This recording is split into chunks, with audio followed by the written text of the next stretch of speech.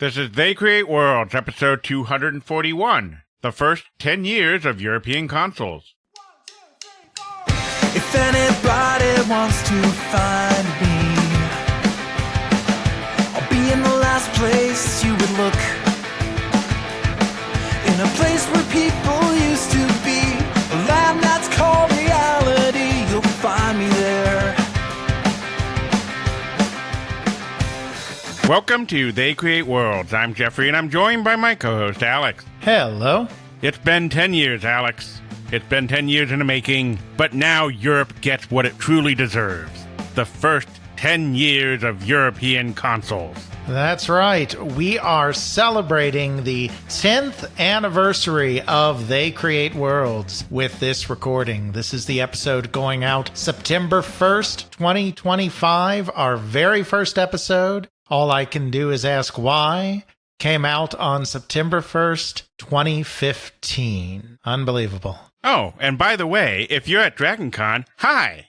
We're there too. That's right. This is also dropping during our appearance at DragonCon. We wanted to do something for the 10th anniversary, because that's a big deal. I mean, we're more focused around episode milestones, like 100 and 200. But obviously 10 years of doing this together is an absolutely huge deal. Talked about this some last episode because that was the episode that officially wrapped 10 years worth of episodes, this being the 10th anniversary by calendar date since there's no year zero. Bad computer programmer, Jeffrey, not having a year zero. That's the source of so many programming bugs. Do you start counting from 0 or do you start counting from 1? What's even more fun is when the same architecture isn't consistent. Indeed. But we wanted to do something that kind of recognized this. And so several months ago, I came up with the idea of, well, we've just had our first 10 years. Let's do the first 10 years of some topic in video game history. There are many topics in video game history, some of them which could go on for 10 years, but a lot of them we've kind of covered in one way, shape, or form already, or even though something technically took place over the course of at least 10 years, wouldn't necessarily cohere very well as an episode. So it took us a while to come up with what the first 10 years would be.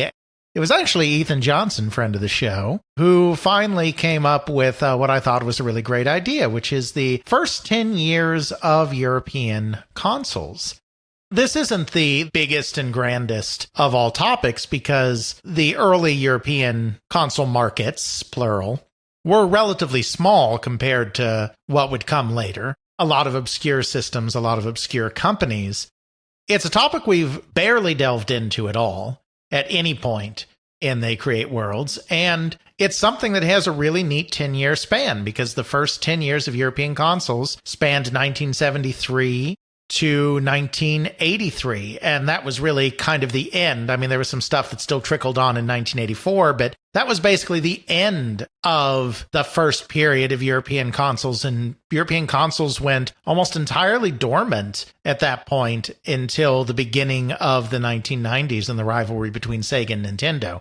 Obviously, there was some stuff that happened in the late 80s. It's not like there was nothing there, but it was a really fallow period. So this seemed like a nice, easily contained topic that kept with our theme of celebrating the first 10 years of something besides just the first 10 years of They Create Worlds. But wait, there's more! Not only do you get to celebrate 10 years, you also get to hear Alex talk live for X number of hours. Yes, indeed. We are doing our annual live stream coming up very soon here in October, just over a month after this episode drops, on Saturday, October the 4th. Jeffrey and I will be coming at you live to do a 3-part history of Commodore International, from the earliest days of its predecessor company, Commodore Business Machines in the 50s, all the way to its bankruptcy in the early 1990s, VIC-20, Commodore 64, Commodore Amiga, all of that crazy stuff. 3 episodes, I promise. Ethan Johnson, friend of the show, did point out the last time I said this, I said that we had never done a 4-parter as a live stream. I completely had forgotten that our total history of video games, like the big picture history of video games, was actually a 4-parter, and that one was live streamed. I was wrong about that, but I'm not wrong about this. We will keep this to a tight 9 to 10 hours, 3 episodes. Commodore, Saturday, October 4th. That will start, of course, at our normal start time for live streams. Noon Central, 1 o'clock Eastern, 10 o'clock Pacific, 5 o'clock 1700 GMT or 5 p.m. GMT. From there, I think you should be able to translate to your local time zone. We will, of course, be streaming that again on the Twitch. Should be a good time. I hope you can stop in if it's for 9 minutes or 9 hours. Doesn't matter. We'll be happy to have you there for that event. You can see just how crazy everything is and all the stuff I cut from the final episode. Like the cat. Indeed. And, of course, we interact with our audience during the live stream, just like any other live stream. So, it'll be a good time. It won't just be listening to us drone on. You can ask us questions, make pithy comments, mock us incessantly, whatever you want to do during the course of that event. You even get to see Josh Woodward perform everything with the theme song completely. Indeed. Well, Jeffrey, we've got a lot to cover, so that's probably a good place to leave that. And we should probably get into the episode. The first 10 years of European consoles. Where do we start? Do we start in England? Do we start in France? Do we go to Germany? Or maybe even Romania? Well, first we do need to lay a few ground rules here for what exactly we are going to be covering, because of course Europe is a whole continent. There's a lot going on there. There's many different regional markets. So we're only going to be doing one episode on this. So the best we can do is provide an overview of some of the biggest consoles, some of the biggest trends that were going on at that time. The goal of this podcast is not to shout out every last console, because remember, this is the dedicated console period. A lot of this is a period of time when dozens upon dozens upon dozens of consoles were being released all over the world. Our goal is to not shout out every console. Our goal is to not shout out every country. There's no way we could do that without doing a far, far, far, far, far more in-depth look than what we're doing here. If I fail to mention a particular favorite console or your country or whatever, my apologies. It is a deliberate omission, but not because we don't think that stuff is worthy. I believe every regional history is worthy of being told. It's just that there's no way we could possibly cover that all here. Second of all, we're saying Europe, but really in this case, we do mean Western Europe. This is the period of time when the Cold War was in full swing. In the Warsaw Pact countries in the East, there was not the same level of market as there was in the West. There were some consoles over there. There's an East German one I know of, for instance, and some other oddities in that part of the world. But they are very localized, very idiosyncratic, very hard to really get a good, firm, solid grasp on. So we are not going to be covering Eastern Europe. We're really talking about Western Europe when we talk about the consoles today.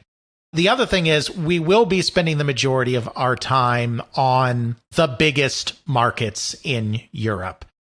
The 4 big industrial powers, industrial economies in Europe during this time period, late 70s, early 1980s, were Germany, the United Kingdom, France, and Italy.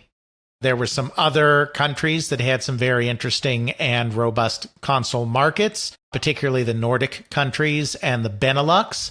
But those markets, just by sheer population and sheer size of the economy, were much smaller markets. And so while there was stuff going on there, it's not stuff that we're going to turn our attention to in this broad overview.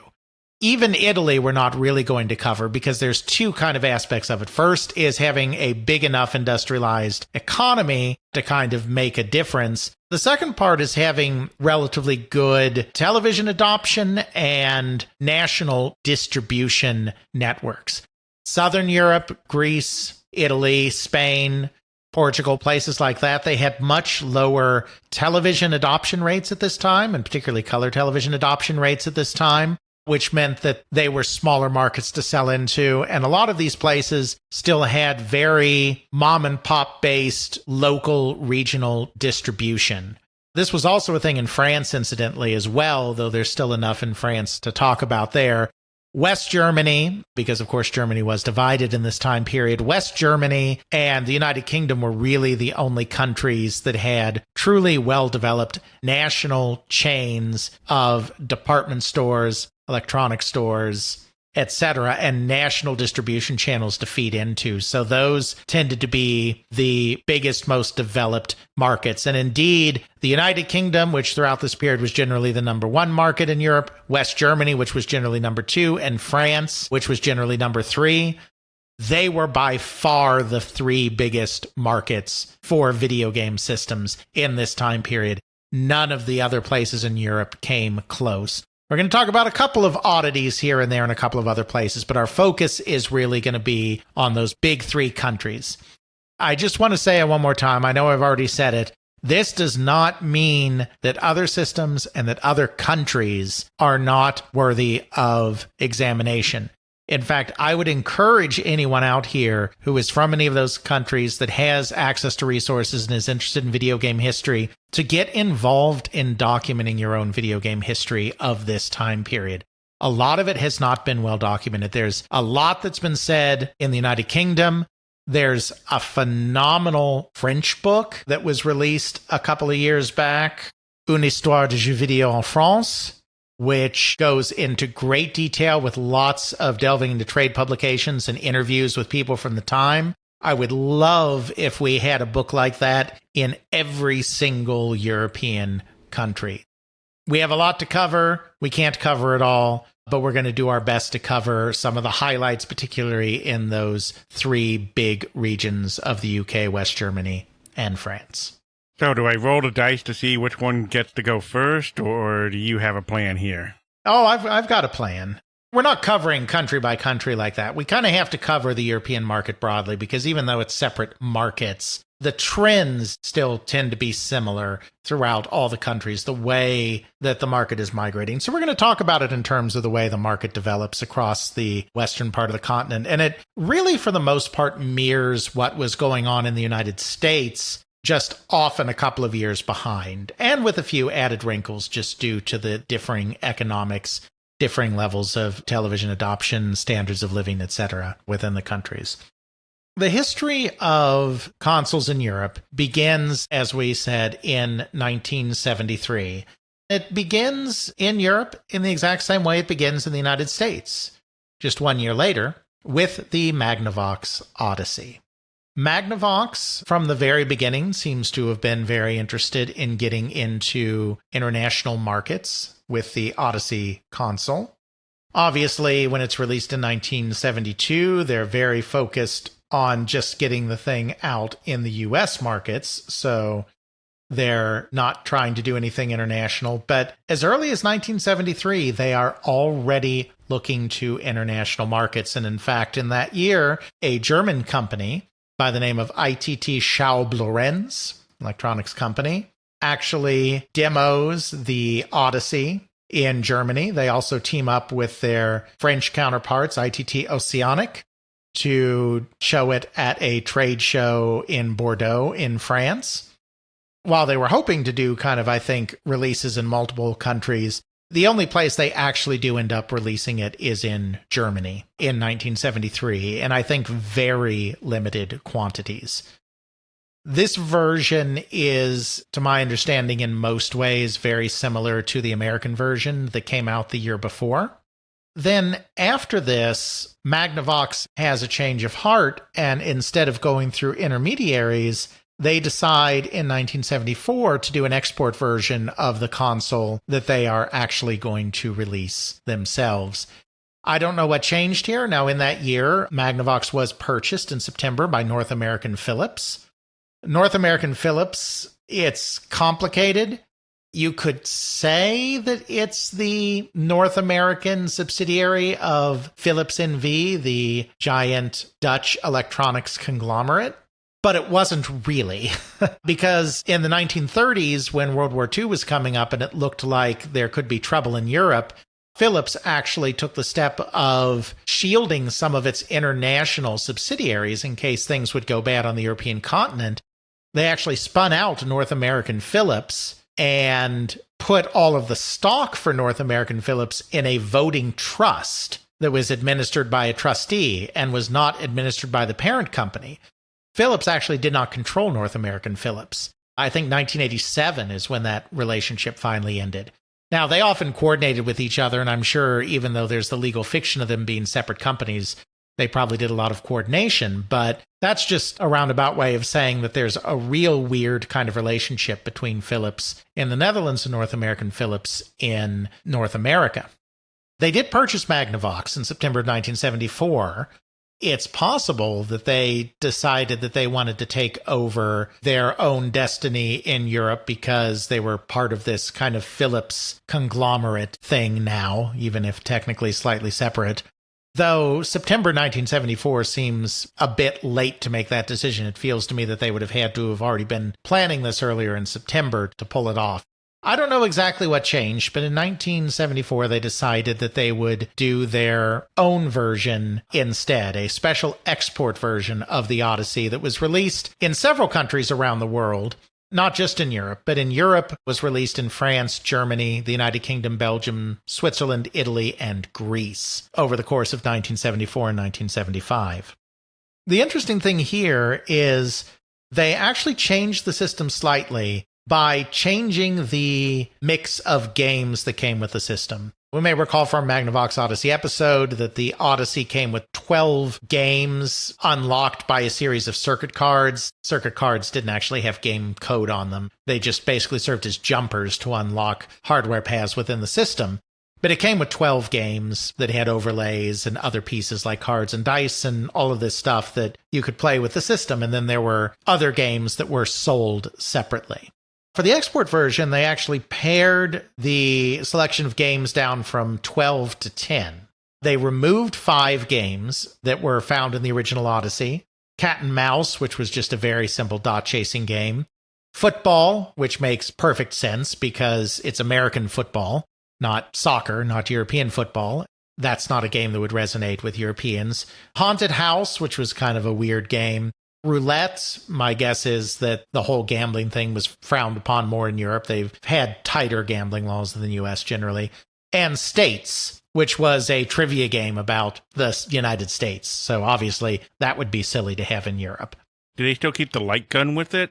If they're going to restrict things for gambling, wouldn't gun laws in Europe where it's more restrictive, that might not be allowed? The gun games didn't come with the system. That was also a separate sale. I don't know for certain if the rifle accessory was ever released in Europe or not, but I don't think it would have been due to gun laws necessarily if they didn't. But that was a separate product from the main console anyway. So they took out those 5 games, and then they added 3 games that were sold separately in the United States, which was their soccer game, their volleyball game, and a game called Wipeout. Obviously, they also had to make some changes to the accessories to the system because there were some games that came with cards, so there was actually a reading component involved. So they did some translation of the cards that came with their Simon Says game and their Wipeout game, so they would be translated into 3 languages. They released it in these European countries over the course of 1974 and 1975. I don't think it ever did particularly well, probably in Europe. We don't have sales figures. Oftentimes we don't have figures for what's going on in Europe in this time period. My guess is that it was just a minor curiosity and didn't really go anywhere. The other thing that's interesting is there was one version of the Odyssey that was not created by Magnavox, that was a clone system that was released in Europe. That's the Overkal, which was released in Spain in 1974. I wish we knew more about the Overkal. There's been a little bit of research into it, including some Spanish individuals who have done some research into it and shared their findings. But by the time people were turning attention to this research, everyone involved in its creation and marketing had already passed on. So we don't really know a lot about what happened here.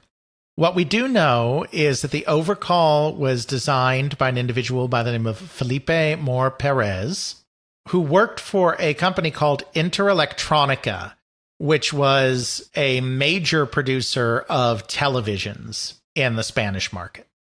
We also know that, of course, Spain at this time was still under the control of the Franco dictatorship, the fascist dictatorship that ruled the country from the 30s until the 70s.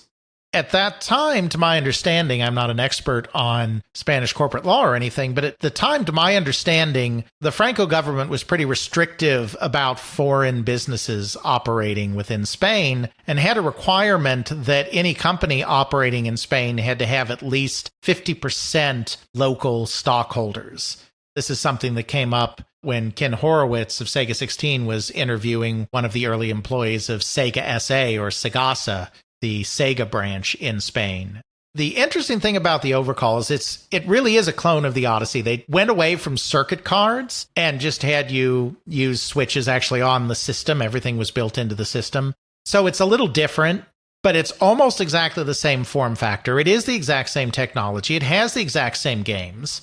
Why is Felipe Mor Perez catching wind of this system? And not only does he catch wind of the system, but he actually registers a trademark for Odyssey in late 1972, right as the system is coming out in the United States.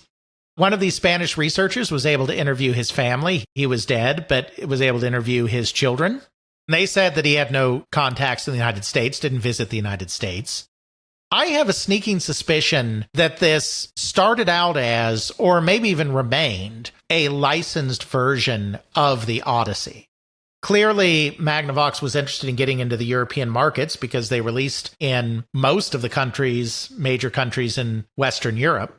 They probably would not have been able to introduce it in Spain all by themselves because of the situation with the Franco dictatorship. Electronica would be a logical partner for a company like Magnavox to join with for something like this, since they're both television manufacturers. I have to think that Magnavox approached Electronica at some point to do something. Now, maybe the partnership didn't go forward. Maybe they went their separate ways at some point. Magnavox decided it wasn't worth it. Electronica decided we'll just make our own. Or maybe they remained friends. I mean, we just don't have the documentation around this. And even people, as I said, in Spain that have tried to research this don't really have the documentation around this. We do know that they registered a trademark for Odyssey in late 1972. We know that Perez designed the system in 1973, completed the design near the end of the year. The understanding of these Spanish researchers is it was released in February 1974, going for about 9,000 Spanish pesetas. They also looked into a lot of the advertising around the system and couldn't really find mentions of it in newspapers or trade publications until 1975.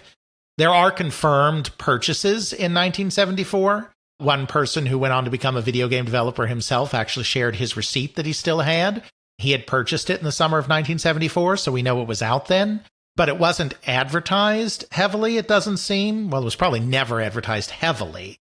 But it wasn't advertised really anywhere until 1975. So that leads me to believe that it might not have been widely available in 74, and they were trying to ramp up in 75.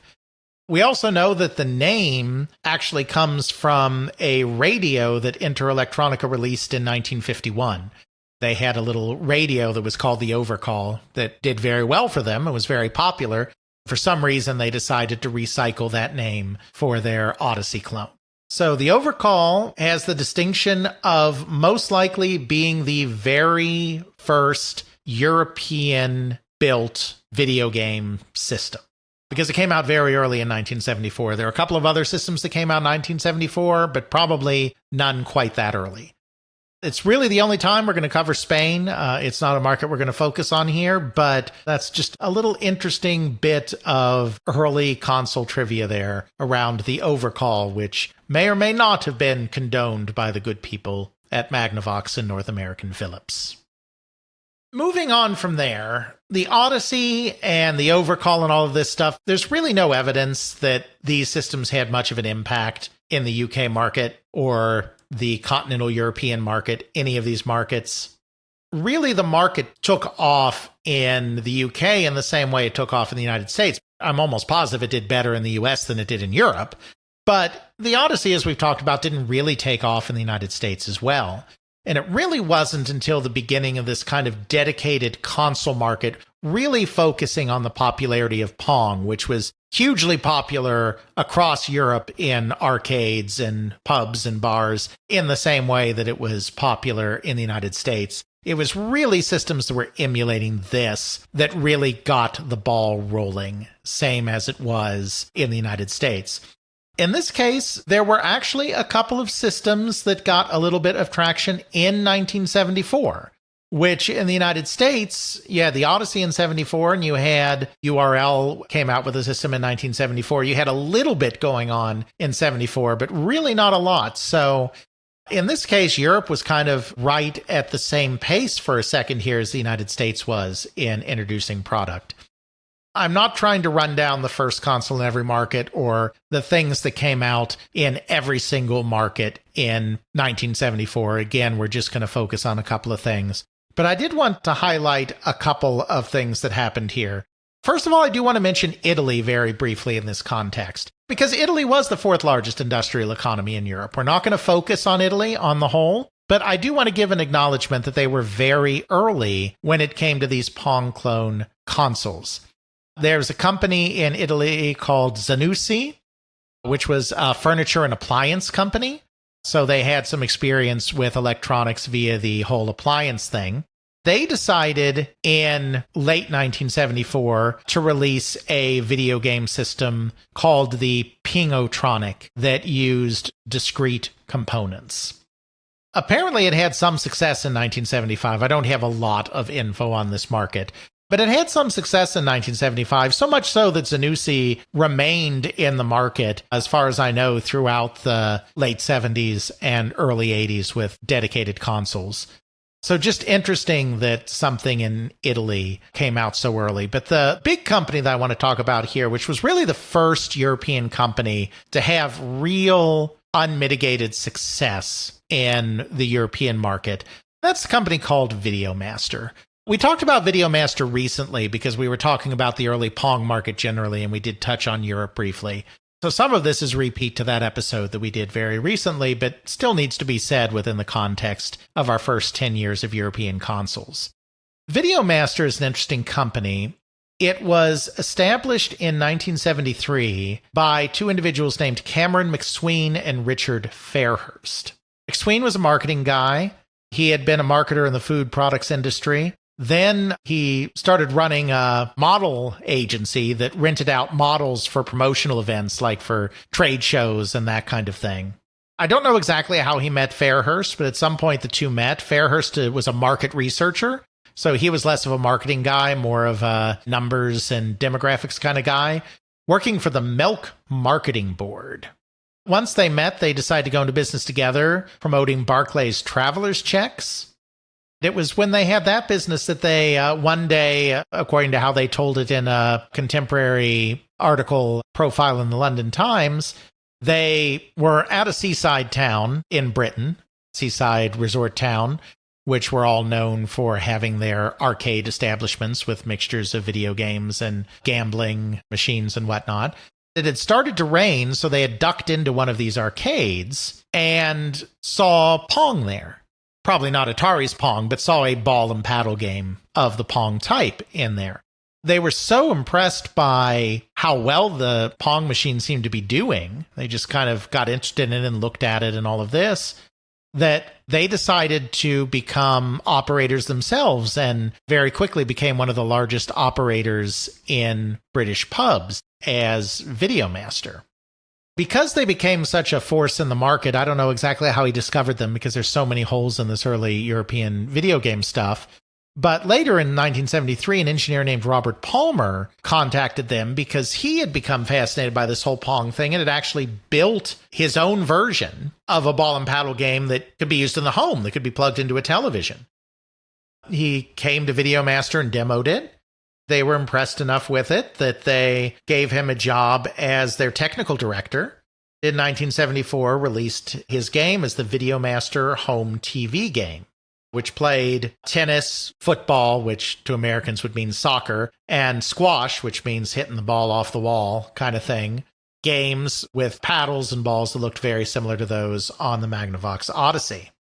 retailed for about £70, and they sold about 4,000 units, so they didn't sell a lot of them. But this was still the beginning of something. This was kind of pretty near the beginning. I couldn't tell you whether it was the very first dedicated system to come out in 1974, or if Zanussi came out first, or if one of the other very few systems came out. But Videomaster was definitely the first company to gain a lot of traction in the market and continued to release systems in 1975 and 1976 in order to take more and more dominance over the market. All of these early systems, they're using discrete components, whether they're the Magnavox Odyssey, whether it's the Zanussi system or the Videomaster system or another one of these systems that's coming out in this very early period. They're, for the most part, using discrete components. They're not using integrated circuits, large-scale integrated circuits, in order to produce these games. Then, of course, as we've talked about in many episodes already, where we've talked about the ball and paddle market, there was a shift in 1975 with Atari releasing its home Pong game that was on a single chip, Magnavox releasing its Odyssey 100 and Odyssey 200, which they didn't quite get down to a single chip, but reduced to a set of 4 to 6 chips, depending on whether it was the 100 or the 200. Then, of course, General Instrument, following in Atari's footsteps, released its Pong on a chip that took the entire market by storm. Interestingly enough, that Pong on a chip was created in Europe. It was created at the Scottish branch of General Instrument. Because General Instrument is an American company, it was primarily created to sell into the American market. It wasn't necessarily made specifically to sell into the European market. Nevertheless, once that chip came out, the AY38500, that chip transformed the entire market and led to dozens upon dozens upon dozens of systems being released all around the world.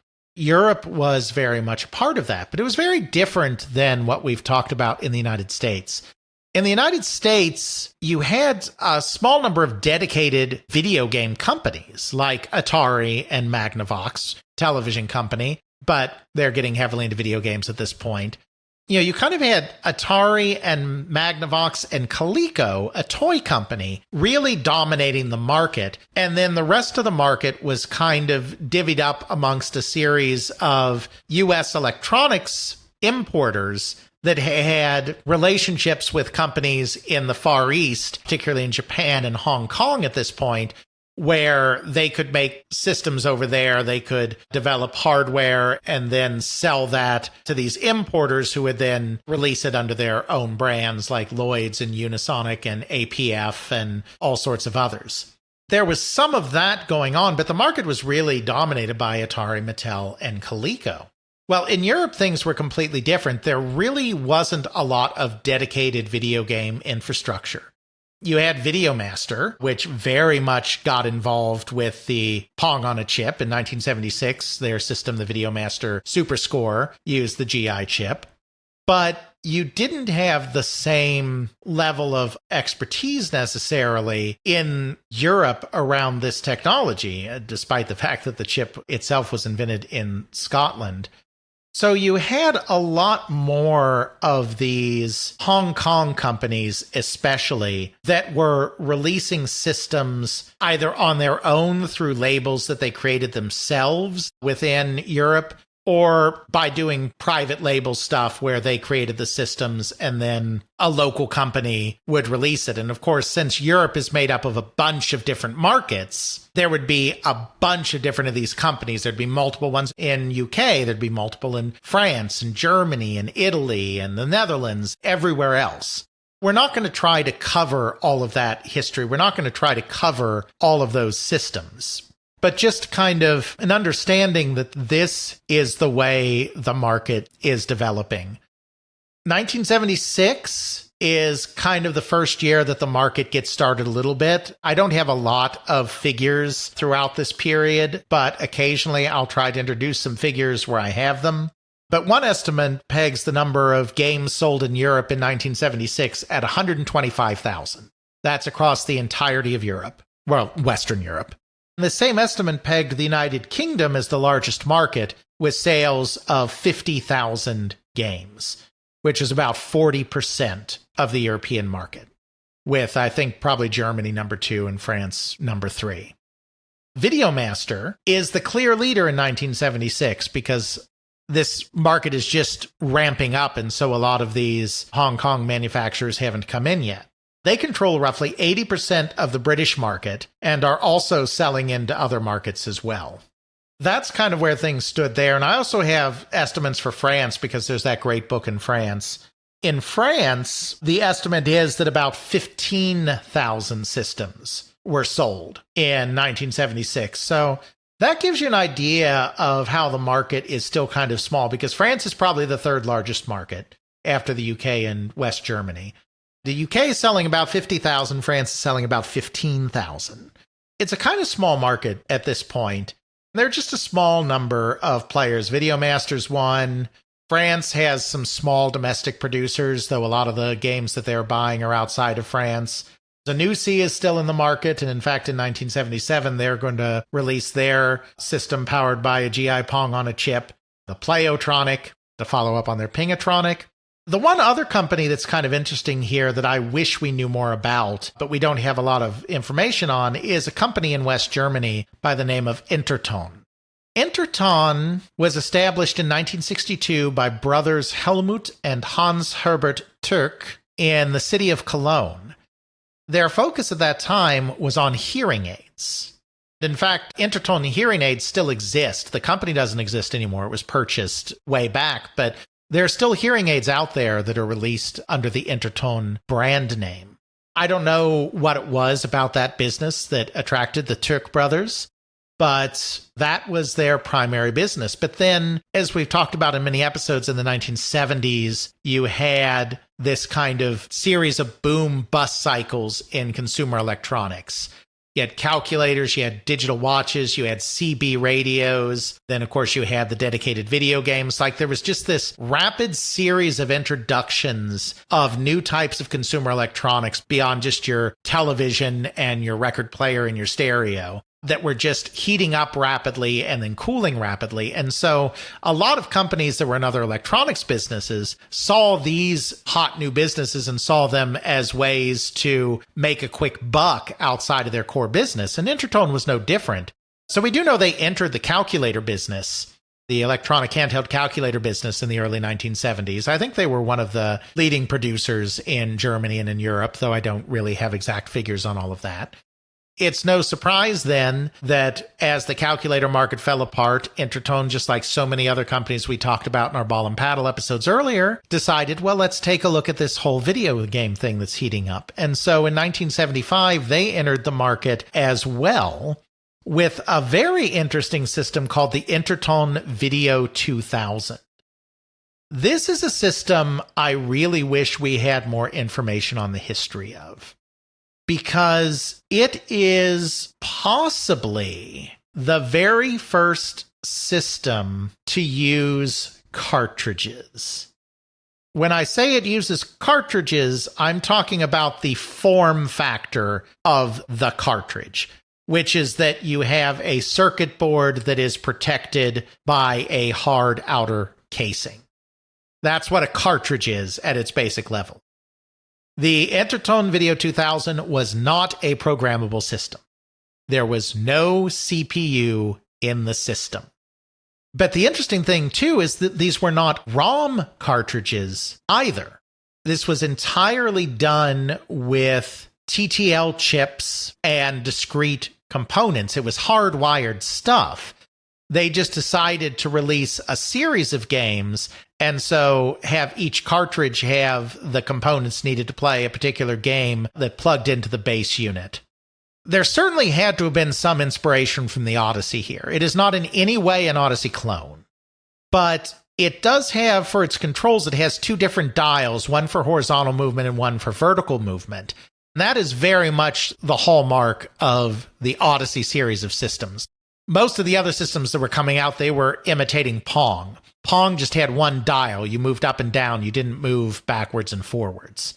Now, of course, the Odyssey had three controls because it also had a control that allowed you to exert a little bit of control over the ball sprite as well.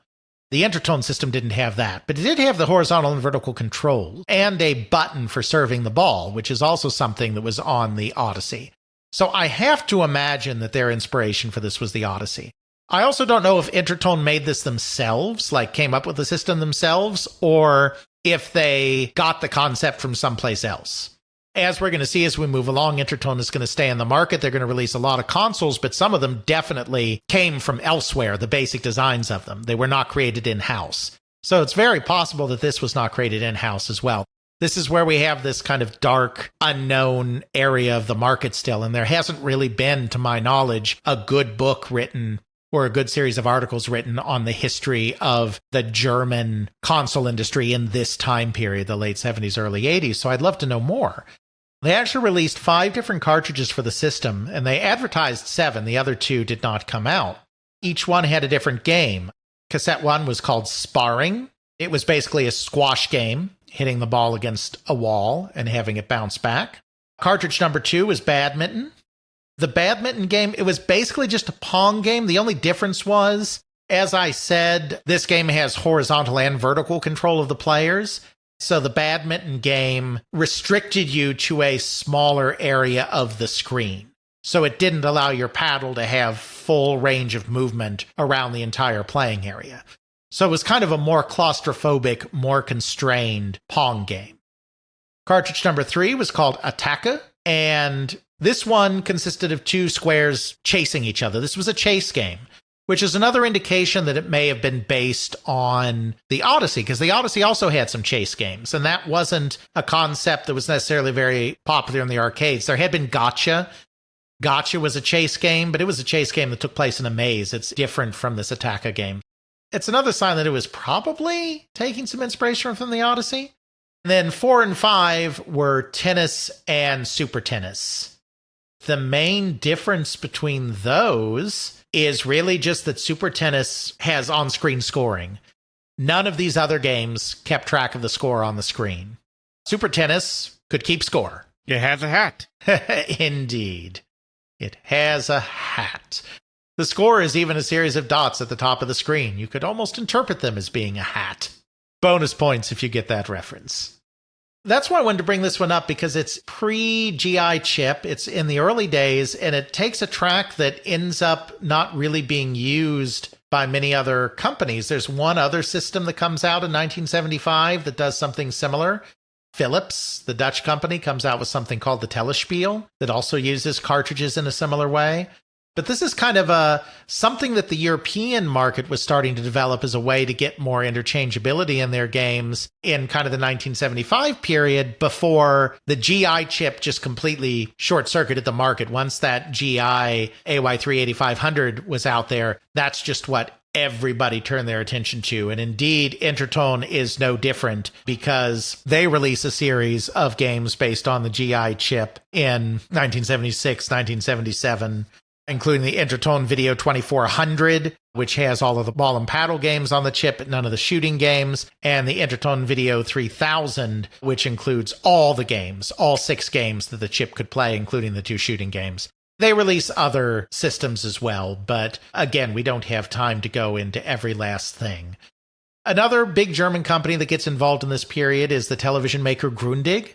They release Pong on a chip games as well. I mean, lots of companies are doing this. There's a little bit of success in the market. In 1976, as we said, maybe 125,000 sold throughout all of Europe. 1977 is when it really takes off. I don't have many figures, but again, I have a lot of stuff from France because of that great French book. According to that book, there were roughly 300,000 systems sold in France alone in 1977. So 125,000 in all of Europe in 1976, of which about 15,000 were sold in France. 300,000 sold in France alone in 1977. This is the point where the market in Europe gets really interesting and really divergent from the American market. Because in the American market, you had Home Pong come out in 1975. You had the big boom in 1976. Then in 1977, the market started to flatline, and there was a transition to programmable consoles. It took a couple of years for programmable consoles to really pick up steam, but they were released in 76 and 77, and they were starting to take over the market for dedicated chips. In Europe, that doesn't happen. In Europe, there really aren't many companies that are positioned well to do a programmable console. The transition to programmable console is being driven by US companies that are focusing on a US market, some of them like Atari that don't even have very good international distribution. That market for dedicated stuff is kind of basically done by 1977.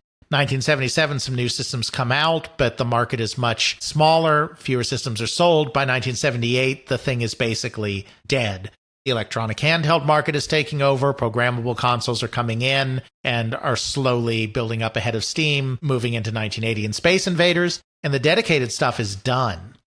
That's not true in Europe because they don't have those companies making the programmables.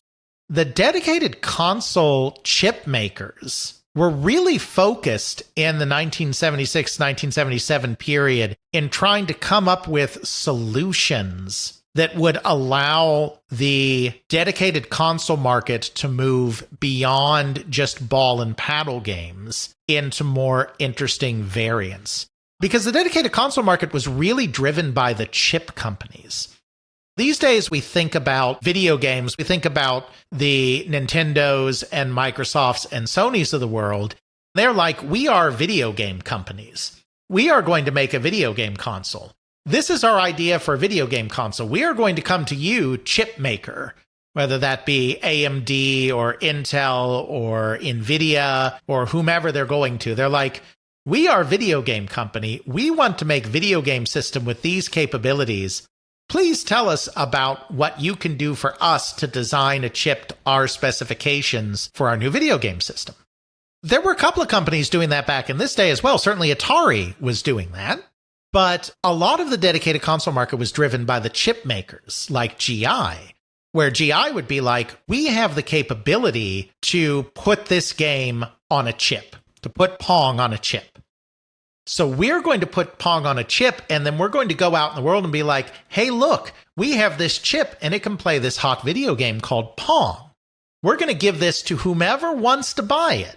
You'll have to create your own casing, your own power supply, your own control system, whether that be dials right on the console or wired or detachable controllers of some kind. You'll have to decide how many of the games on this chip your system actually will play. Will it play all 6? Will it just play a subset? We are going to drive the technology of the market. We're putting the chip out here that has the games. The only thing that's going to be different amongst all of you is how you package that. So GI just didn't just stop with a Pong on a chip. Over the course of 1977, GI started creating a series of chips that would play other games. They created an 8600 chip that was a 10-game chip that would play more types of ball and paddle games. They created a racing game chip. They created a tank game chip. They created a stunt cycle game chip based on an Atari game. They created a submarine game similar to Midway's Seawolf. They created chips that could play all of these specialized games that weren't just Pong. Even though they had these chips, and a few companies made use of these individual chips, Coleco in the United States made a dedicated tank console using the tank chip. Grundig, that German television company I mentioned before, created a system called the Color Video Game 4711 that used both the tank chip and a Pong chip to be both a tank and a Pong game all in one. There was a little bit of adoption of this. The real problem with trying to extend the market in that way by just releasing chips is that you have to build an entire console around each of these chips. If you're creating a dedicated tank game, you have to create a casing and controls and everything else that is specifically targeted at playing a tank game. Same with submarine game or a Pong game or whatever else.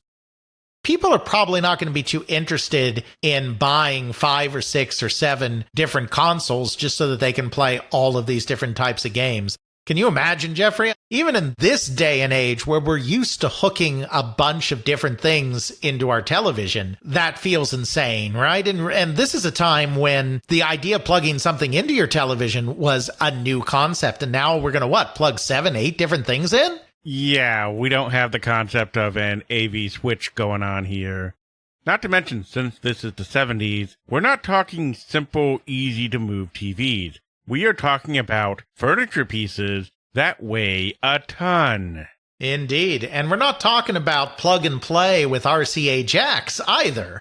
We're talking about having to connect something to the antenna, or in a very small number of cases, we're starting to get into RF modulators that you can plug into the coax. You're talking about the U connectors, where you had to have individual little things that had to slide onto there, and you had to tighten it down with a screw. Yeah. It's not easy to do. You think it's easy. No. Exactly. So the market wasn't going to support all of this. I mean, it wasn't going to support all of this because of player fatigue, but it also wasn't going to support all of this because that is just a lot of stuff to be switching in and out constantly on your system.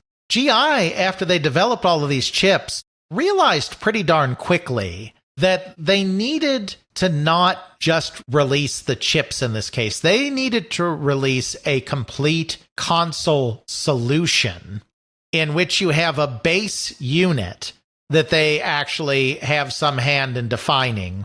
Then you have cartridges, like on the recently released Fairchild Video Entertainment System, that plug into that base unit, each of which has one of these chips. So again, we're not talking about ROM cartridges.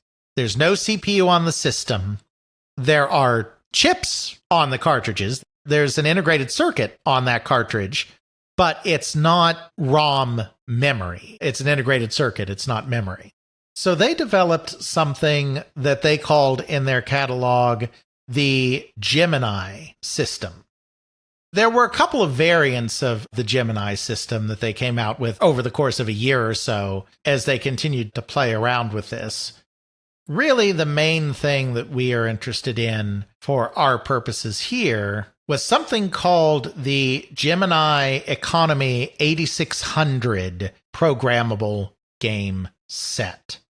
Now, they're calling it economy because this is something cheaper than some of these programmable games that are coming out. They also offered a more advanced set that was a full programmable system. The programmable one became, in some ways, the basis for the Mattel Intellivision. Now, the Mattel Intellivision is not the Gemini 8900, which was the advanced set. Because as we talked about in our Intellivision episode, when Mattel came to GI, they mandated a lot of changes in the graphics chip for the Intellivision.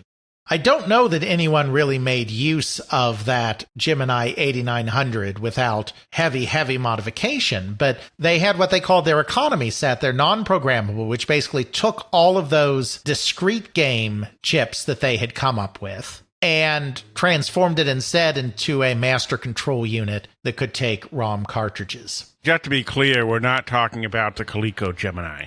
No, this is completely different. In fact, it's even spelled differently. It's not spelled like you would think you should spell Gemini. It's spelled Gimini. This is not a system that was released on the market. There's no such thing as a General Instruments Gemini that you could buy in a store. Like I said, remember at this time, companies like GI are trying to drive the market forward by marketing chip solutions that then other companies build a case around, build controls around, and give a name to. The Gemini is not something you're going to find in a store, but this Gemini Economy 8600 programmable game set is a master control unit, a console with an AY3 8615 large-scale integrated circuit, an RF modulator, and a calculator keyboard, and a series of toggle switches. Then game cartridges that can be used with the system that are based on the discrete chip solutions that they had released that year as well. So there was a road race game, a racing game. There was a submarine game, which was a shooting game, kind of like Seawolf. There was a Wipeout game, like the Ramtech game Wipeout that we talked about in a Ramtech episode that was a precursor to Breakout. There was a rifle game, which was a target shooting game made for use with a rifle. There was a cycle game, a stunt cycle game that was based on the Atari game Stunt Cycle. There were some ball and paddle games. And then there was a tank battle game. This was kind of a complete set that anyone could then put out a system using this basic hardware. And in the United States, this gained no traction at all. But in Europe, there were a huge number of systems that came out because the programmables weren't making it over there yet. The companies in the United States that were making programmables were kind of slow getting them into Europe. There were no European companies at the time that seemed to have the inclination or the ability to move into the programmable space. I think something more economical was also probably preferred for the European market as well. So there were a huge number of consoles that are often called the PC50X family of consoles that are just this huge array of consoles that are really all the same thing. In fact, you can often even plug the cartridges of one into the slot of another and it'll work because it's all the same hardware. You can't always plug the cartridges in if the cartridge slots are incompatible sizes or whatnot. But basically, all of these systems, the games will work together. All of these systems have very little variation in the way they look because they're all made with the exact same basic hardware. Most of them are manufactured in Hong Kong and then are brought over to Europe under private labels. Some of them may also have been manufactured in Europe, but, they're under just a variety of different names and coming from a variety of different companies. Companies from Hong Kong like Conic and Radofin, the Australian company Hanimex, which had been founded in Australia in 1947 by a guy named Jack Hannes. He formed the name of the company by combining an abbreviation of Hannes Import and Export to make Hanimex. They released some of these. Soundic, which was another Hong Kong company, just dozens more of these systems. Videomaster released a system using this, just dozens and dozens of these systems, and they're all pretty interchangeable with each other. That was something that flourished for a time in the European markets that just really didn't have an analog in the United States. Just to kind of summarize where we've gotten to so far, because I know we're throwing a lot out there. First, you had the Odyssey systems. Limited release in Germany, 1973. Broader European release, 1974, 1975. Plus a clone system, the Overkal, in 1974. Then you had the real early dedicated Pong systems, the pre-Pong on a chip systems using crazy discrete components, like the Videomaster home TV game or Zanussi Play-O-Tronic, both of which came out in 1974. Then even some crazier versions of that, like the Interton Video 2000 that used discrete components and cartridges in 1975. Then you had in 1976 the Pong on a chip come out, the GI AY3 8500. It has just as sweeping effect in Europe as it has in the United States. Everybody switches over to doing systems like that. Pong on a chip systems get a little bit of a foothold in 1976 and become huge in 1977. Then you have the what do we do after this? We don't have programmables in Europe. Let's do this GI Gemini system, which is still individual games on a chip, Wipeout on a chip, Road Race on a chip, Pong on a chip, Stunt Cycle on a chip, but let's create a base unit and then have all of these games on a chip plug into that base unit with cartridges. They come out from a million different companies like Soundic and Conic and Hanimex and ITMC and also Interton and Videomaster and whoever else. Next, you do have the programmables come in. The programmable market is a little different in Europe because, again, the big company in the United States is Atari. Atari isn't in a great position to launch in the majority of Europe at this time. They're having trouble just getting systems out for their domestic market. they're still a pretty young company. They're not really ready to hit foreign markets yet. So we get some really interesting, very European kind of specific things that go on in the United Kingdom in this time period. The first programmable consoles in Europe come out in 1978. Again, we're about 2 years behind the US market. The first console in the US came out in 1976, Fairchild, and then you had a couple more come out in 1977, RCA Studio 2 and Atari VCS, and then you had more in 78, and so on and so forth. 1978 is the first time that we get programmables in Europe. One of those programmables that comes out that year is actually the Fairchild video entertainment system. So if you want to know more about the Fairchild, we have an episode about that. Indeed. So we don't have to talk about the console itself, but I do want to talk about its release. We know of at least two companies that released it in Europe. One of these is a company called Saba Electronics. They were a German company. I think they were involved in televisions and other electronics. And they released the Saba Videoplay in 1978. Which is just the Fairchild system. They released it in Germany, and they also, at the very least, announced a release for France, though I'm not sure if it actually released in France. The other place that it came out in 1978 was the UK, where it was released by a company called Atom Imports. Atom Imports is a kind of interesting company.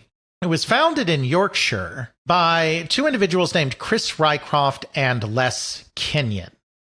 These two individuals had both worked at Hanimex. Hanimex, I mentioned earlier, John Hannes Import-Export, or Hanimex for short, Australian company founded in 1947, also had a UK branch. They were Australian, but they had a Hanimex UK branch. At the time, Rycroft and Kenyon were at Hanimex. The main thing that was being brought into the country was calculators. That was the big thing that Hanimex was involved in. Rycroft and Kenyon decided to go out on their own in 1973 by establishing Atom Imports and setting up importation and or distribution of calculators from Hanimex, their former employee, as well as Commodore, which was big in the calculator market, and Sinclair. Obviously, they don't have to import those. That is the Sinclair of Sinclair Spectrum fame. They start this business to be in the calculator business. So they're making contacts with companies around the world that are involved in electronics. They make a trip to Hong Kong in 1974, where they get in with a Hong Kong electronics manufacturer called Videotechnology. They also get in 1975 with Fairchild, because Fairchild's getting into the digital watch business, and Rycroft and Kenyon think this may be a pretty neat idea. These relationships are directly what get them into the video game business. Videotechnology is one of the many companies that releases a Pong on a chip style dedicated console. Atom Imports is the company that ends up releasing their console in the United Kingdom, or at least one of the companies. There might have been more, because that happened a lot too. They marketed it under the marketing name the Adman Grandstand 2000, released in 1977. Then, because they had this relationship with Fairchild, they also end up in 1978 releasing the VES under the name Adman Grandstand Video Entertainment Computer. I don't think the Fairchild system does particularly well in Europe, but it's there. It's in France and Germany. It's in the UK. Various companies are importing it in. Even more crazy in 1978 is that we get the release of the RCA Studio 3. That's right, I did not misspeak. The RCA Studio 3. We haven't done an RCA Studio 2 episode yet. We probably should one of these days. There's just enough information on it to make that worth our time. What about RCA Studio 1? No such thing. So they just skipped 1, go directly to 2, and then on to 3. Indeed. Except they didn't go on to 3. It was kind of ahead of its time when the technology was first developed. It was way behind the times by the time it released in 1977. So it was an absolute failure that caused RCA to pull out of the market. They had at the time been working on upgraded additional systems, including the RCA Studio 3 that was going to have slightly better graphics and be in color instead of black and white and have better controllers and all of this stuff. Of course, that whole thing was completely scrapped when the RCA Studio 2 was a failure, and the RCA Studio 3, while it was going to be a better system than the Studio 2, was still going to be way more primitive than the other systems on the market. They just kind of cut their losses at that point and got out. But I have a programming guide for the Studio 3. Right, because they were deep in on this. They were even making games for it and everything. I mean, they were deep in on this when they decided to cut out of the market. But of course, we have this wider worldwide market, and it's a real feeding frenzy in this time period. You have all of these Hong Kong manufacturers, all of these European importers in the UK and France and Germany and Italy and wherever else that are hungry for product. And at this time, companies like Atari are not filling that need for product. So there's an opening here that you don't get in other parts of the world. In 1978, the Conic Group, which I've mentioned a couple of times before, but they were at one time, I'm not sure if at this time, but at one time the largest electronics manufacturer in Hong Kong, big deal, decided that a great way for them to try to break into this more advanced programmable market, particularly in Europe, would be to license the RCA Studio 3 from RCA. RCA is happy to do this because they're not doing anything with it, so they might as well get a couple of bucks out of this disaster that was their attempt to go into video games. So they agree to license this to Conic. Then Conic releases it under some of its own labels. I think Soundic is actually a label of theirs, but then also allow other companies to release it as well. Hanimex releases a version of it, for instance. There are a couple of other versions. There's one called the Mustang 9016 Telespiel computer that comes out in Germany. There are versions that come out in France. That's where Hanimex releases theirs, the Jeux TV Programmable, MPTO2. There's several of these systems that come out in Europe. Again, I don't think any of these do particularly well. These aren't consoles that take the market by storm, but it's fascinating that America's failure, the RCA Studio 2, ends up getting a second lease on life through these Hong Kong manufacturers, primarily shipping product into Europe, where the market is not as mature, and there's also an interest in cheaper product as well. Cheaper in the sense of lower cost. So that's the second of the programmables that come out in 1978 in Europe, these RCA Studio 3 variants. The third thing that comes out is a very interesting little system that, again, goes by many names because it's released by many companies, but it's a chipset that's put together by the chip company Signetics. Signetics, interestingly enough, is another subsidiary of North American Philips. It didn't start out that way. Just like Magnavox, it was purchased. North American Philips purchased Magnavox in 1974. It purchased Signetics in 1975 because it's trying to get into these electronic spaces that it hasn't historically had as much success in. By buying into Signetics, they're buying into a chip company. It's not one of the biggest, most important chip companies, but it is a chip company. Remember, as I've said several times, in this time period, the development of video game systems throughout most of the world is not being driven by video game companies. Atari's doing its own thing, but Atari is an outlier. They're an exception. They're not the norm. It's the chip companies that are trying to push hardware specifications because they're trying to find markets for their chips. The chip industry is very volatile in this time period. I mean, today we just have a small number of really big guys. I mean, basically every microprocessor in existence, I'm exaggerating a little, but, is made by Intel or AMD. Yeah, there's other companies out there, but I mean, the market is basically Intel and AMD. These are very big, very stable companies, and basically you always know that if a reputable company is putting out a consumer electronic, the only question is it going to have an Intel processor or is it going to have an AMD processor? Is it going to have an ATI video card GPU, which of course is also owned by AMD, or is it going to have an NVIDIA GPU? It's a lot more of a static market, but in this early day, there were a lot of companies that were popping up, a lot of startups, because chips were kind of the new hotness in the 50s and 60s. There were a lot of startups that popped up, and there weren't a lot of very clear standard applications for microprocessors on a massive consumer scale like we have with PCs today. So you had a dozen companies all fighting to find markets for themselves, finding companies that'll be willing to take their chips. And the market was so volatile that basically any company worth its salt that contracted for a chip required that there also be a second source manufacturing that chip as well, because you never knew if the semiconductor company you contracted with today was going to be around in 6 months.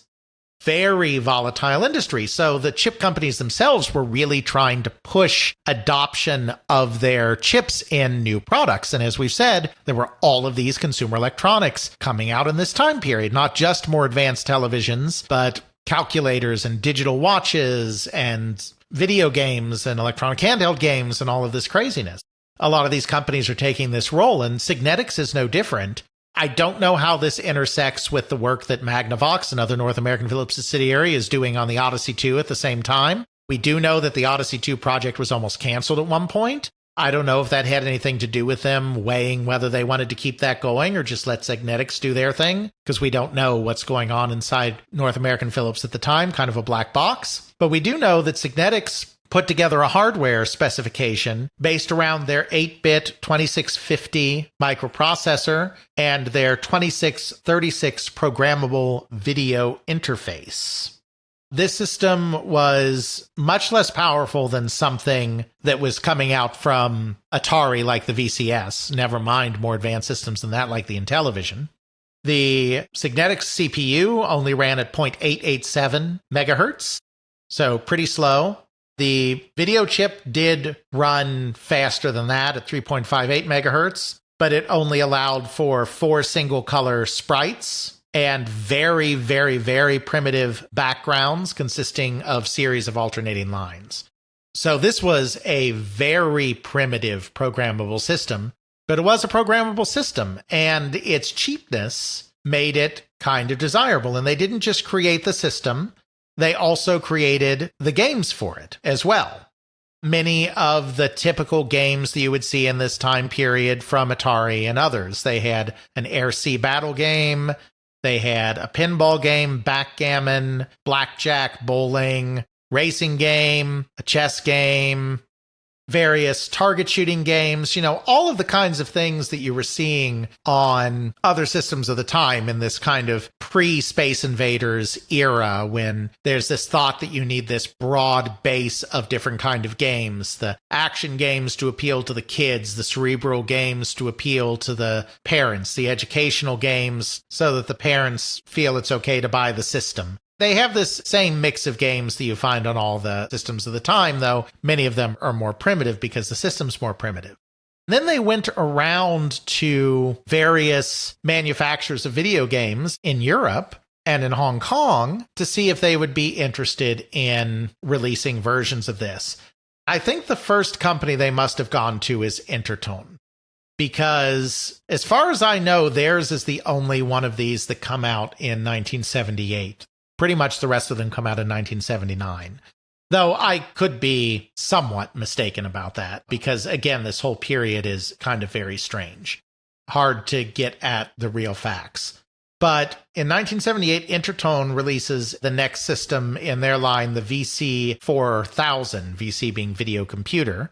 Because, they had the VC2000 and the 2400 and the 3000, and they had some others that we didn't mention, all part of this video computer line. They released the VC4000, and it's the vanguard of this new set of systems. They sell it in Germany. They also sell it in other places as well. In the United Kingdom, they may have sold it themselves in 1978. It's a little bit unclear. In 1979, the Dixon's chain got the exclusive rights to sell it in the United Kingdom. So they at least sold it in the UK and Germany. They may have sold it in some other markets as well. Sold apparently for around Deutschmark 298. It's a very basic system. It has a car racing game, it has ball and paddle games, it has target shooting games, it has basic sports games, it has chess, it has bowling, it has a Simon-style memory, repeating pattern game, just kind of all of the things that come out in this period of time. It doesn't really have as much to recommend itself, I think, as, an Atari VCS or anything like that, but it's cheaper and it's available. I think Philips was really trying hard to capture the European market with some of this stuff. I mean, Interton was making this at a factory in Ireland. Signetics was making the chips through their British subsidiary, through Philips's British subsidiary, Mullard, which was a British chip company that they had bought. Everything was being made in Europe by Europeans for Europeans, even though Signetics is an American company or an American subsidiary of North American Philips. You just kind of get the sense that that's what's going on here. Then in 1979, you get a whole bunch of these systems starting to flood the market, pretty much all of which are created by a company called Radofin. Radofin is another one of these Hong Kong companies. It was founded by an individual named Lawrence Scott back in the 1950s, who was living in Japan and saw the early Sony transistor radios and wanted to import those into the United States. So he struck a deal with Sony to get the rights to import Sony transistor radios into the US in the 1950s. Then eventually moved from there to building its own factory in Hong Kong so that it could make its own radios. The company was originally set up in Liechtenstein, which is a very small European country that is notorious for being a tax shelter. Since it was set up to finance the radio business, he called it Radio Finance, or Radofin for short. So it starts by importing radios, then they build a factory in Hong Kong, initially for radios, but of course, just like everyone else, they get caught up in the calculator boom and then move from there into video games. They followed the same video game path that all of these Hong Kong companies did. They started out by doing Pong on a chip games using the GI AY3-8500 chip. Then they moved on from that and started creating Gemini systems, this being General Instrument Gemini systems. They released a system called the Telesports 4 in 1978 that was just an absolutely smashing success for them. And this Telesports 4 is one of these Gemini systems, so it's just like the things that we were talking about earlier. They had originally thought they might release in the US. The US did not seem to be interested in the product because this was very primitive compared to where that market was going. I mean, the video game market was moving towards the VCS, which was more advanced, and the broader electronic games market was moving towards electronic handhelds. There was really no room in the United States for something like that, so they pivoted to Europe instead. And according to one market study, they sold 470,000 units of their Gemini system, the Telesports 4, in 1978 alone in Europe, which was a great showing. Lawrence Scott also had some relations with people at Philips, which is why he was another one of these companies that was approached just like Interton was. And I want to make this clear because I'm not sure this is really widely known. People kind of assume that Interton itself created the VC4000. Sure, they created the case and all of that kind of stuff, but I have interviews, not that I conducted myself, but that I've gotten from elsewhere, from people that pretty darn explicitly say that Signetics was going around to companies and offering them this system. It's not an Interton system. It's not a Radofin system. It is a Signetics hardware system that then these companies took and built a product around and marketed, just to be clear. Radofin's another one of these companies that gets involved in that. They create a system called the 1292 Advanced Programmable System that comes out in 1979. There are a lot of sources out there on the web, non-reputable sources, that put the date in all sorts of years, 76, 77.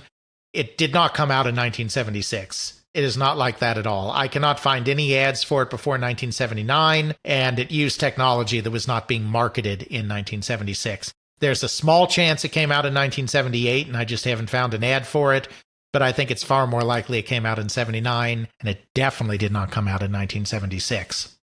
The Radofin 1292 Advanced Programmable really becomes the main system of this type that spreads throughout Europe. And again, they do it under a variety of brand names, so it doesn't just come out under the Radofin name. It comes out under a bunch of different names. They also released a second version of it, the 1392. The only difference between the 1292 and the 1392 is that in one, the power supply is external. In the other, the power supply is internal. 1292 is internal, the 1392 is external. Other than that, they're the same system. But it comes out again under all these different names. It comes out under the Grandstand name, which is Atom Imports, which we talked about before. It comes out under Hanimex again. It comes out under Princetronic, which is the private label of the Dixons retailer in Britain. Comes out under Acetronic, which is a subsidiary of Dixons that was set up to sell their private label stuff to other companies. It comes out under a million other names as well. The Interton system also has a Grundig version, the German television company. It's all these same companies getting involved over and over again, including a bunch of small companies that we haven't deigned to mention. But this is kind of the next wave of programmables, this cheap, low-cost Signetics system. Then finally, in 1979, you start to get the consoles that are more familiar in other parts of the world as well. So in 1979, the Atari VCS reaches Europe for the first time. It doesn't reach all of Europe, but they go into the UK. They actually sort of got into the UK market in 1978 through their coin-op distributor, Cherry Leisure, which they had market the VCS. But in 1979, they get in a bigger way by making a partnership with the watch company Ingersoll, which starts to market the system in the UK. We also see Philips start to market the Odyssey 2 in 1979 in Europe as the Videopac G7000. Philips is actually pretty serious about trying to dominate the European market, or the European markets. They were always an also-ran in the United States, but they put in a little bit of effort into trying to dominate the European market. They do some tie-ups with some other companies, like Thomson, which was a French electronics company. They do some game development in Europe as well, not just relying on the games being made by Magnavox in the United States. They make a real go at trying to take on the market there. Then in 1980, Atari starts coming on in a bigger way in continental Europe. They end up establishing a subsidiary in Atari in France and also released the console in Germany in 1980 through Warner, because of course they're owned by Warner, before establishing a separate Atari Germany in 1981. Mattel comes in 1980 and 1981 as well. In 1980, Acetronic, who we mentioned before, releases it in the UK. In 1981, Mattel itself starts bringing it into places like Germany and France. Kind of in that period, 79, 80, 81, you start to see kind of the heavy hitters from the American market come in. I wish we had more of an idea of how this went all over Europe. I don't have very good figures, though. I do have very good figures from France, because again, that book that's been released there, En Histoire du Jeu Vidéo en France, is so good and so thoroughly researched.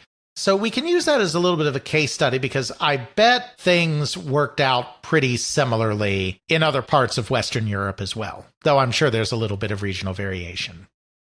In France, you had the Videopac, the European version of the Odyssey 2, arriving at the end of 1979.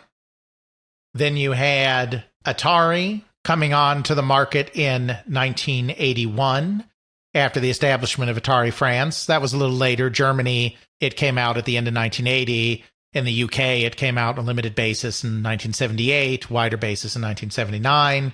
France, it's not coming out until 1981.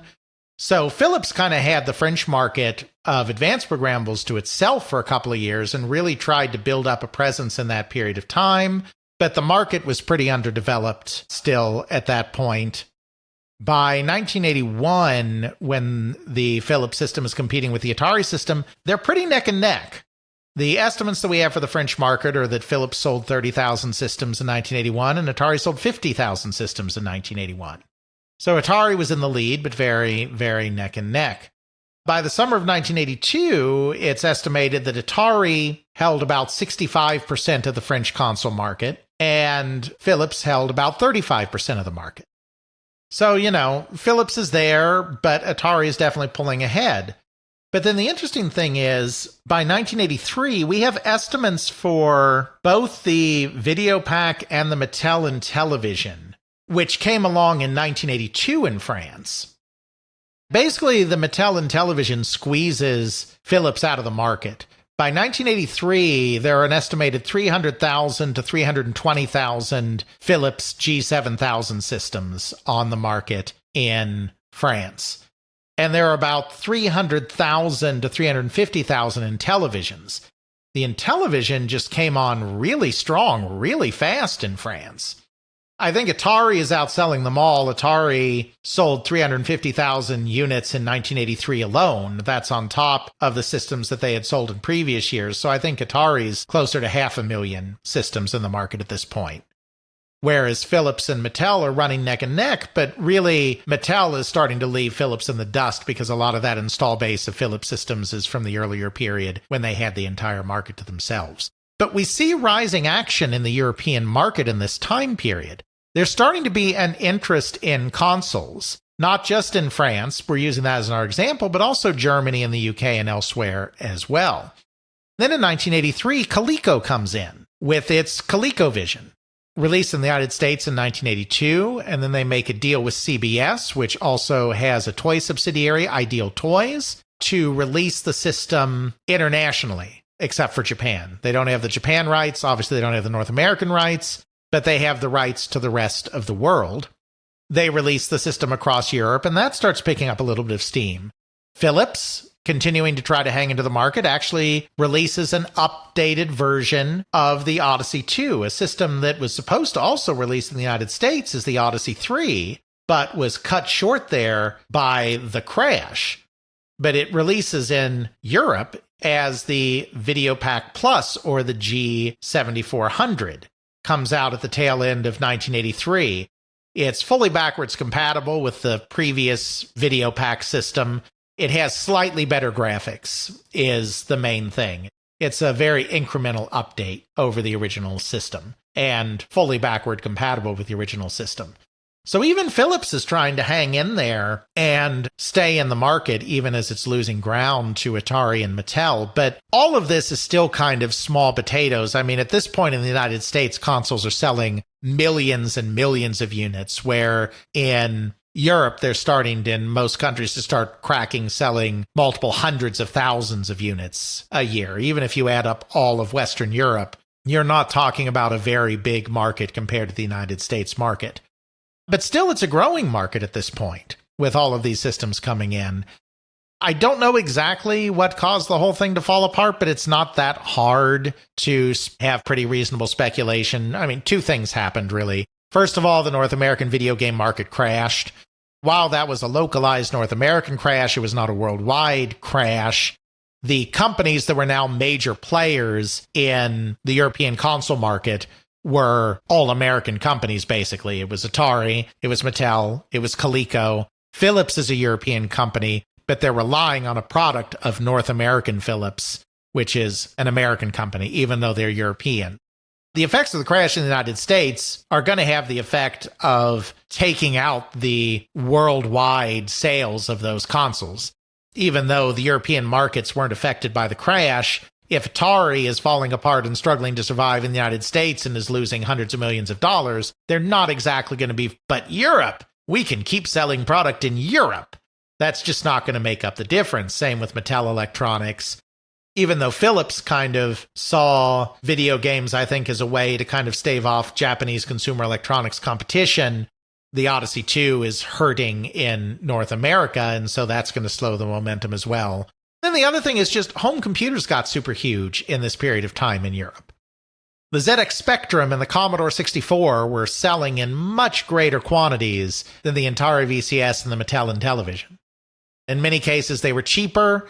Even when they weren't cheaper, they were more capable. And of course, they were kind of the tip of the spear of this idea, particularly prominent in Britain, that we can revive the fortunes of European industry vis-a-vis Japanese industry, vis-a-vis American industry, by getting into this high technology space of computers.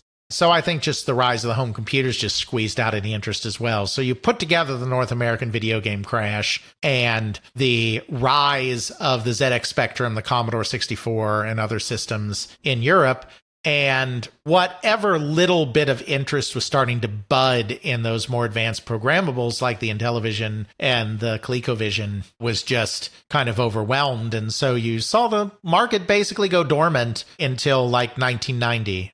Both Sega and Nintendo did get back into the European markets in the late 1980s, but it really wasn't until 1990 when kind of you were at the tail end of the 8 and 16-bit computer success in Europe that you finally start to really see a big interest in consoles in Europe again. A much bigger interest, quite frankly, than there ever was in the late 1970s and early 1980s, where you had this kind of hodgepodge of clones and imports and cheap programmables and dedicated consoles and whatnot that got a little bit of interest, but never really became the defining way that you played video games in those countries in that time period. It's crazy to think of the myriad of companies, livelihoods, and the breadth of consoles, and almost gives you a microcosm of how things could have developed differently in the United States and elsewhere if we had things being a little bit different.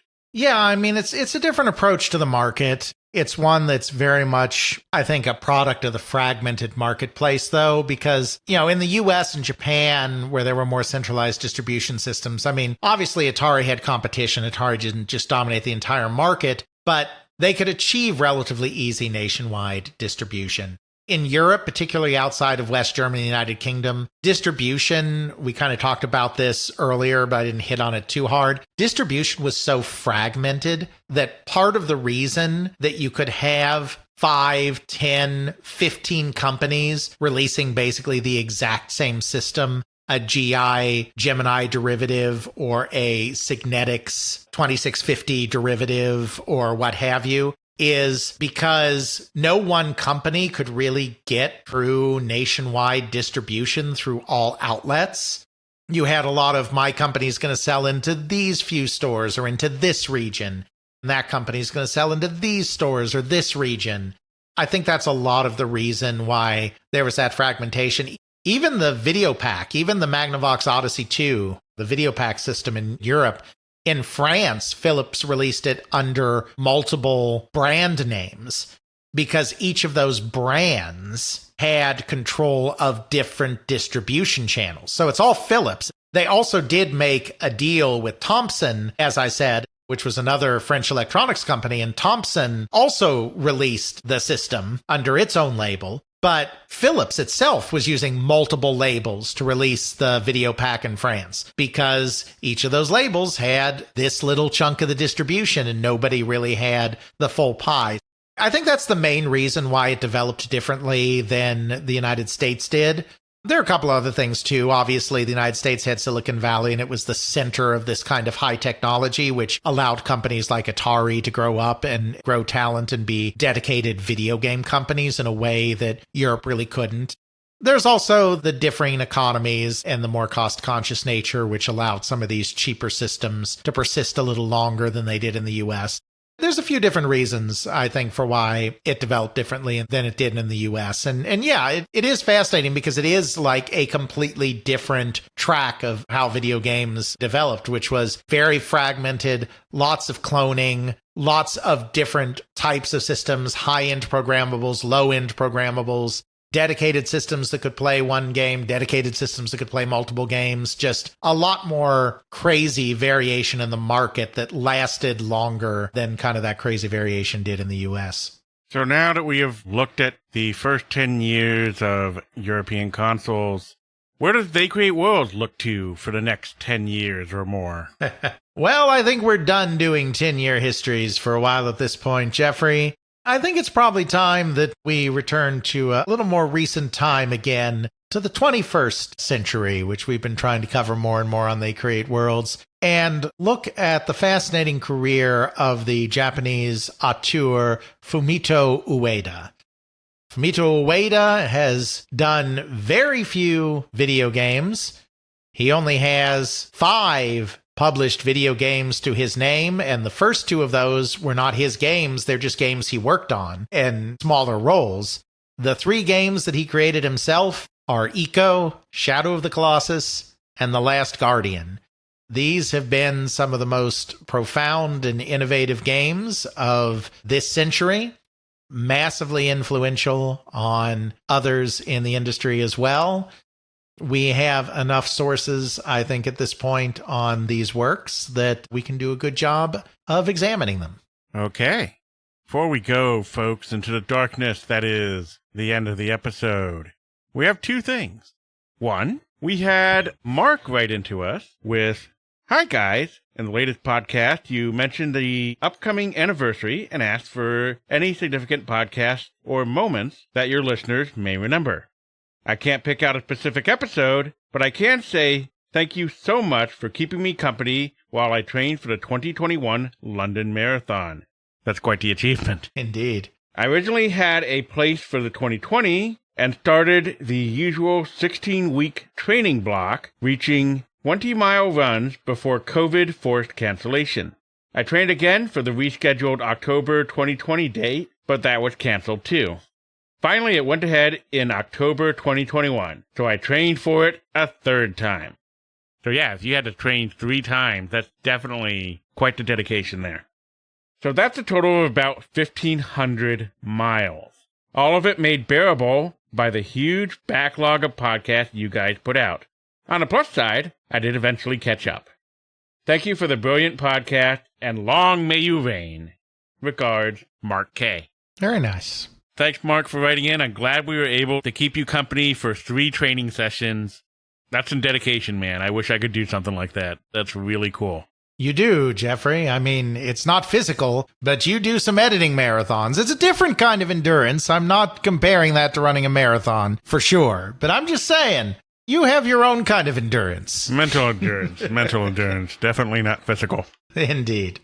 Of course, friend of the show, Ethan Johnson, sent in an audio message, which I am told, according to said email, that Alex can no touchy until he listens to it, live, in person, at a recording. I followed instructions. A decade. They Create Worlds as a podcast reaches that rarefied status. Even most podcasters still doing it move on to something else before they hit this point. You guys have been consistent in moving forward, twice a month, every month. It's also been a decade for me. I started seriously researching game history in 2015. For most of that time, you guys have been there, teaching me so much along the way. Back in episode 2 of the podcast, the first one I listened to, Alex said something that's really stuck with me. The part of the company story that tends to get lost, though, is the part after the company gets big. Then there seems to reach a certain point in a lot of narratives where a company like an Electronic Arts or an Activision stops being the little scrappy newcomer and becomes the big corporate powerhouse, and then the story becomes developers interacting with these kind of monolithic, faceless publishers. This was a way of thinking about stories of success, which was pretty revelatory for me. Honestly, if you do research into these companies, at the point of hitting the big time, it seems like the publications you can get actual insight from shifts from gaming magazines to the Financial Times and Forbes. General knowledge does tend to reduce them to faceless entities, but people in big companies still live fascinating lives, even when there doesn't appear to be any outward challenges. I mean, look at EA, look at Activision Blizzard and Microsoft. There's always something going on. I think awareness of the gaming business has increased a lot over the past few years as we navigate the market capitalist hellscape of America. Alex's perspective on these subjects, as immortalized in his books and blog, will continue to be vital in understanding the past of the video game business. I'm hoping he can fix more of his insights and frameworks in paper before long, like Chains of Influence and The Fading Art of Retail Game Sales. We're in a small community, us video game historians, and you count in this too, Jeffrey. Don't deny it. I deny it. It gains increasing relevance every year, and the landscape from a decade ago is completely different. How exciting is it to watch this new field of history develop? From hubs helping redefine the online scanning landscape, to Frank Cifaldi making preservation his profession, to incredibly well-researched books being published that put Stephen Kent to shame. And of course, They Create Worlds, being a beacon of discussion for us. Twice a month. Every month. Thanks, guys. Looking forward to episode 299. And I will always be Ethan Johnson, friend of the show. Well, that's a great one to end it on. As always, thank you, Ethan, for your support, for your friendship. I have watched as you have blossomed into such a great researcher and such a pillar of our community of what I like to call professional amateurs and amateur professionals at Gaming Alexandria and elsewhere. Yeah, here's to another 10 years of this crazy journey together and beyond. Got to make it at least 25 years for that Atari history book. You know what I'm talking about. So, yeah, thanks. And with that, kids, we'll see you next time on They Create Worlds. Check out our show notes at podcast.theycreateworlds.com, where we have links to some of the things that we discussed in this and other episodes. You can check out Alex's video game history blog at videogamehistorian.wordpress.com. Alex's book, They Create Worlds, the story of the people and companies that shaped the video game industry, Volume 1, can now be ordered through CSC Press and at major online retailers. Feel free to email us at feedback@theycreateworlds.com. Please consider supporting us on Patreon at patreon.com/theycreateworlds. If you do sign up, please do so through the website and not through the iOS app. This saves you from the 30% Apple markup. We understand that you may not be able to financially support us, but you can still support us by leaving a review on Apple Podcasts, Spotify, or the podcasting service that you use. We now have the podcast available on YouTube. Please like and subscribe. Intro music is Airplane Mode by Josh Woodward, found at joshwoodward.com/song/airplane mode, used under a Creative Commons Attribution License. Outro music is Bacterial Love by Roll Music, found at freemusicarchive.org, used under a Creative Commons Attribution License.